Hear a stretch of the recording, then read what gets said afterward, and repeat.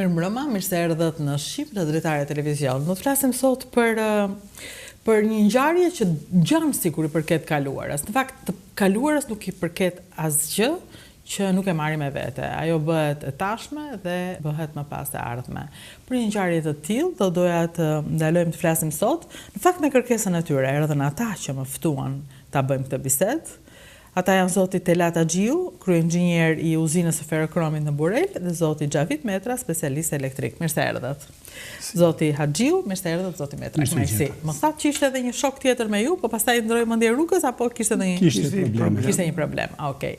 Gjithsesi, unë përshëndes sot nga Shqipi të gjithë punonjësit e uzinës së ferrokromit Burrel. Në fakt të gjithë punonjësit, e të gjitha korave që kanë bërë Shqipërinë, kjo që është, dhe ka të vetmet pasuri të bëra në këtë vend janë bërë deri në vitin 90. Gjithçka ndodhi më pas është shfrytëzim, i keq ose i mirë, ose një lloj rehabilitim, por ndërtimi është bërë nga këta njerëz, të cilët meritojnë gjithë mirënjohjen tonë dhe të jemi të qartë nuk e kanë marrë. Përkundër se kanë marrë pensione mizerabël dhe më e bukur e dikush është që ata nuk është se thellë kërkojnë rritje pensioni, sepse thonë u bë që bë, shteti ka altë e veta, por kërkojnë një faleminderit, kaq, ja u detyrojmë. E thash keq unë apo e përmblodha pak? E thash mirë. Jashtëzakonisht. Shumë saktë fare. Çfarë çardhje. Unë e kuptoj në fakt, e kuptoj shumë mirë, unë i përkas një brezi që ka qenë fëmijë në atë kohë, po ka prindër dhe është e qartë që ata ikën pas një faleminderit. Unë madje shkoj her pas here në varezat e Vlorës, ku është i mat, edhe dëgjoj njerëz që thonë që të mbulohen këto vareza se janë në rrugën kryesore dhe i prishin, i bezdisin turistët, ose njerëzit që kalojnë dhe theme pse duhet i bezdisin?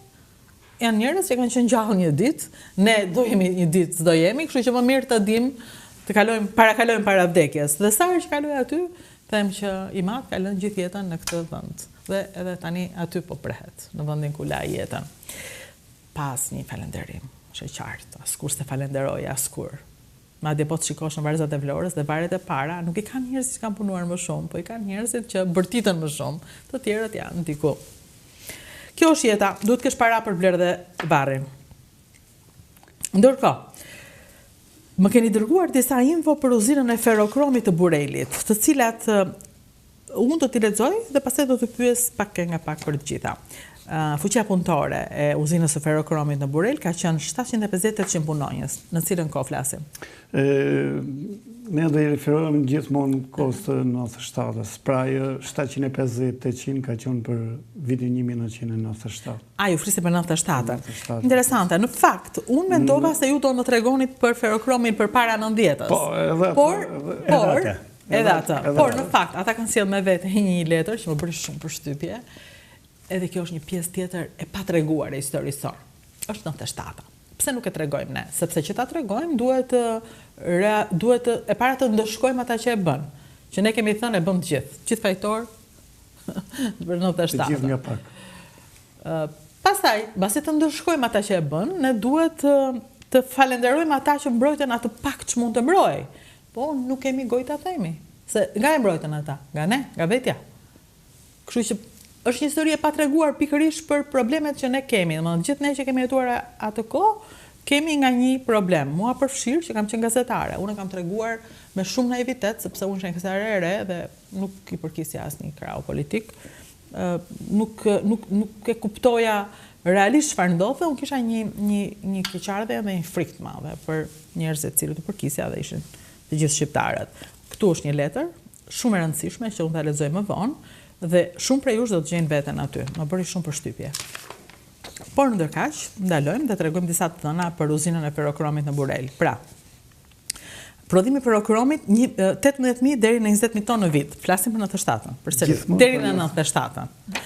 Sepse uzina e cila u hap në cilin vit ferrokromi? 1979. 79. Punoi deri në 97-ën.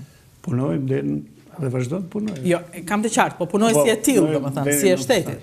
Për të bërë një kronologji të kësaj, uzina, themelet e saj i filloi në vitin 1974, dhe u vënë në punë, furra e parë, me 30 mars të vitit 1979. Ishe ju aty kur u vunu? Jo, jam... Kur nisët ju? Unë kam nisë me, fakti, kalorida, me 16 tetor të vitit 1986. Në 86 në filluar. Si e nisët ju atje? Unë e kam nisë, është diçka abitshme, se unë kam marru për metallurgji. Dhe e dija që në vitet e tretë të fakultetit të inxhinierisë, që unë dhe të shkoja inxhinier në uzinë e ferrokromit. Pra, ishte planifikuar. Do më thënë, i farë mënyre, shkonë në... Do shkoja në uzinë e ferrokromit Burrell, dhe të them të drejtë që në atë kohë unë filloja të studioj në veçanti uzinën, në veçanti ferrolitet, veçanti... A që kur ishin të shkollë? Që kur isha në shkollë.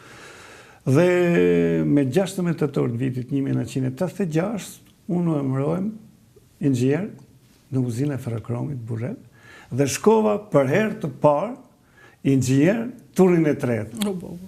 Turni A ka qenë turni. Si ishte turni e tretë? Të them të drejtën, ai ka një histori të tillë që kur vajt... Megjithatë, çfarë pa përshtypje? Do të thonë kush e di sa e vështirë ka qenë, po ju kur e tregoni ju qeshin syt. Po. Do të them kështu, atë ditë unë do zëvendësoja një inxhinier tjetër, dhe vajtëm ne direkt nga Burrelli